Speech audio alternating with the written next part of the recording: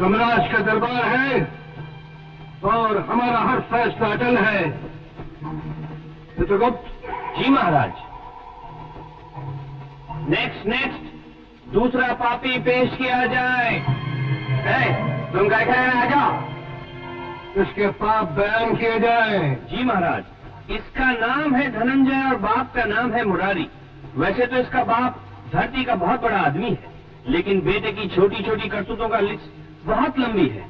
इसने अपने बाप की पोजीशन का फायदा उठाकर छोटी अबला लड़कियों की इज्जत लूटी है। इसने सारा जीवन अपने देश का पैसा लूट लूट कर पराये देश की बैंक में डिपॉजिट किया है। ब्लैक मार्केटिंग, स्मगलिंग, हेरा फेरी, गांजा, चरस और तो और महाराज, इलेक्शन के दरमियान इस आदमी ने नकली शाइल सप्लाई करने की एजेंसी खोल रखी थी। ले जाओ इस पापी को, इसे आग की भट्टी में डाल दो।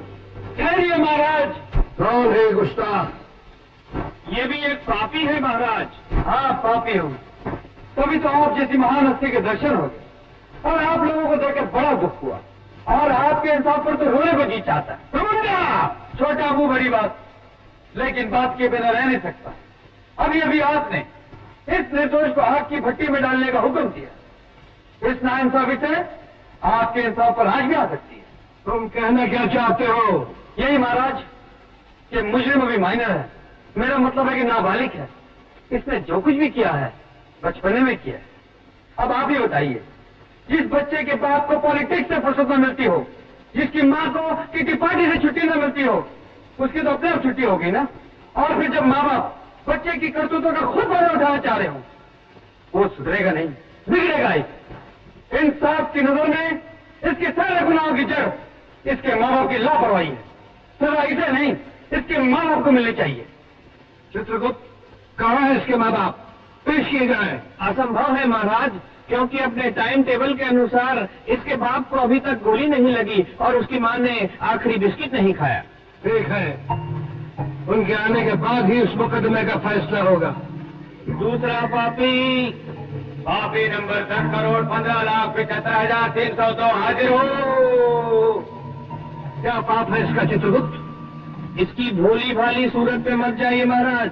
ये अभी आपके सामने आंखें नीची करके खड़ा है, लेकिन उसने धरती पे समाज की आंखों में धूल झोंककर भोली भाली मासूम लड़कियों को, बड़ी बड़ी सीटियों को 5 स्टार होटल में सप्लाई किया है।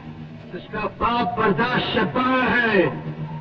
इसे इसी वक्त गरम गरम डालडा की कढ़ाई में डाल दिया जाए।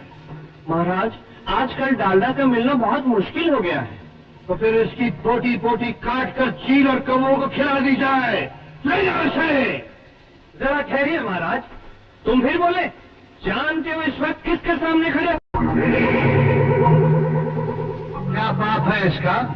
अनगिनत पाप है महाराज, लेकिन इसका एक खास पाप आपके ध्यान में लाना चाहता हूँ।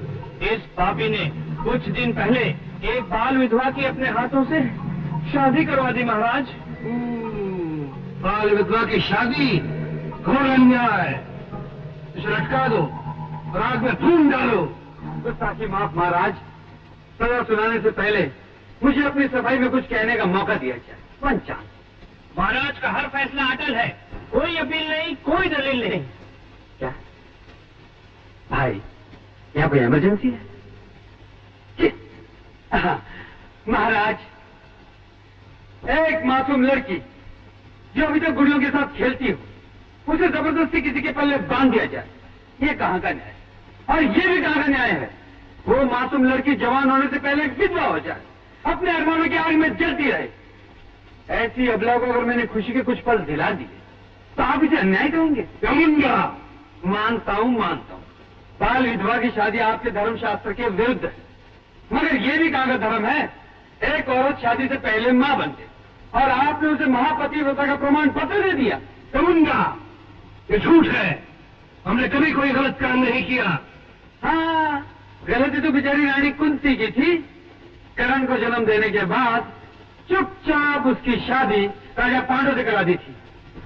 लोगों ने तो यहां तक सुना है धर्मराज के जन्म में आप भी कारण है।